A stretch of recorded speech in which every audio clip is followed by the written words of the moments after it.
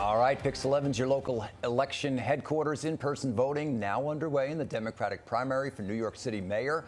We are closely monitoring the numbers on this primary day. Now, the polls have been open for about an hour and a half, and while we have seen a record number of voters take part in early voting, today's weather, that could impact the turnout at the ballot box. Yeah, that's right. The latest poll conducted by PIX11, Emerson College, and The Hill show a razor-thin margin between the top two contenders, Zohran Mamdani and Andrew Cuomo. So joining us this morning is Grace Ruah, the executive director of Citizens Union, an advocacy group which promotes civic engagement and transparency in statewide government. So good morning to see you. Good morning, Grace. Great to see you this morning. Thank you.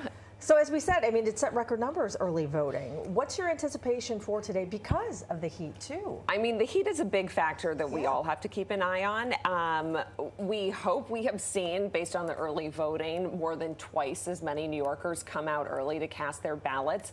I think it speaks to a level of interest and engagement in this race in particular.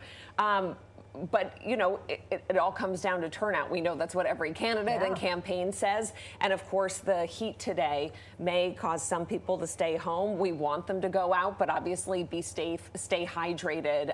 But these elections, this primary, is so hugely important to the future of the city, which is why it's so critical that as many New Yorkers as possible make their voices heard. And this could really have a deep effect, considering if we looked at the latest poll showing that a large number of the base of Cuomo's supporters are an older voting right group. In many ways, this has turned into a generational fight in the Democratic primary between Zohran Mamdani's largely younger voters, and we know from the early voting data that it is largely disproportionately younger voters who have gone to the polls early versus Cuomo's base, which is much older.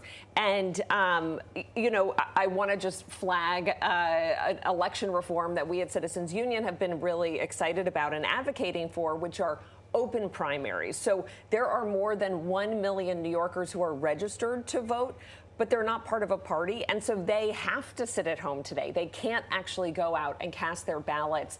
The Mayor's Charter Revision Commission is considering putting open primaries on the ballot this fall, so it could be implemented and take place. And we think that a reform like that would just go a long way to opening up the system and ensure that many more New Yorkers have a direct say in choosing their mayor. All right, 12 hours left to vote. It's been a very contentious mayoral race. Ranked choice voting, such an interesting dynamic. Break that down for us and how it really seems that this time around we're going to have an impact. Oh, big time. I mean, 2021, 4 years ago, was the first time we had ranked choice voting, and we saw everyone sort of circling it, the candidates trying to understand, how do we use this? Should we change our campaign style? We saw a little bit of that with a cross endorsement. Yes. This time around, much more active use by the campaigns of cross-endorsing. Brad Lander and Zohran Mamdani really come to mind. The two cross-endorsed. They have been campaigning together. They do joint interviews together, media appearances. Interviews, and there's a video clip of the two of them biking along the Prospect Park bike path together, side by side. I mean, these are not scenes that you typically see in a campaign, but that is really one of the benefits of ranked choice voting. It is not a winner-take-all mentality where you are trying to destroy your competition, no matter who they are. In this case, you not only want to keep your base happy, but you want to expand it and go after the supporters of other candidates. And so when there is overlap, when it makes sense in terms of your priorities for the city, your vision for the city, that's where endorsements can be so powerful and frankly infuse a real spirit of cooperation, I think, into these campaigns, which historically have been so ugly and divisive. Sure. So that's a nice byproduct of ranked choice voting. And because of ranked choice voting, it could take a while before we get a result from the primary. Yes, so we need to caution everyone. You're not going to turn on your TV tonight at 9, 10, 11 p.m. And we don't expect to know the winner, at least of the mayor's race, the Democratic primary tonight. And that's because with ranked choice voting, tonight they will tally up the first choice picks for the Democratic ballots that they have in hand, and they will announce those. So we will have a sense of sort of who the top vote getters are when we're just looking at people's first votes. Okay. But it is not until a week later, when they have collected all of the memory sticks from the voting machines, when they have received absentee ballots, which can be postmarked on election day, when all of those have come in to the Board of Elections, there will be another tally. They will run all of those ballots, and they will go through to find out.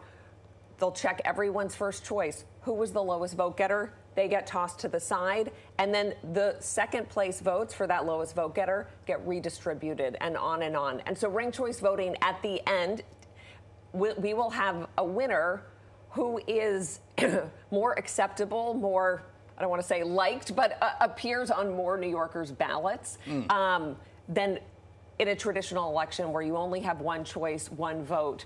Now you have multiple ways to have a say in the outcome of this race. Wow. Be patient, New Yorkers. Yeah, right.